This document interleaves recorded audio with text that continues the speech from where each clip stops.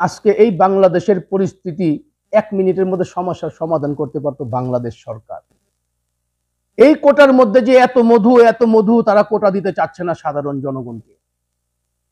আপনারা কেন সরকার গঠন করেছেন? যদি সাধারণ জনগণের দুঃখ বুঝতে না পারেন, সাধারণ মানুষের দুঃখগুলো জানতে না পারেন, কেন আপনারা সরকার গঠন করেছেন?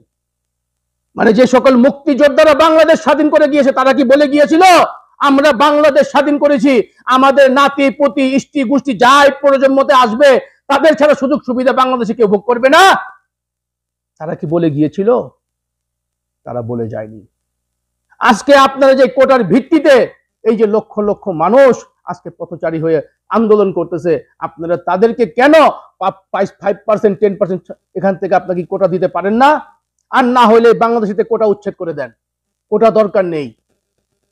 যেই কোটার জন্য আজকে মানুষ রাস্তার মধ্যে আন্দোলন করতেছে, আপনার প্রতি তাদের প্রতি কোনো মায়া মহব্বত নাই, আপনারা কেন সরকার গঠন করেছেন যদি আপনার জনগণের দুঃখ বুঝতে না পারেন? তাহলে এই সমাজ শিক্ষা অর্জন করে কি করবে? কেন শিক্ষাগত যোগ্যতা অর্জন করবে? 30 বছর 32 বছর লাখ লাখ টাকা খরচ করে পড়ালেখা করবে, বিনিময়ে কিছুই পাবে না।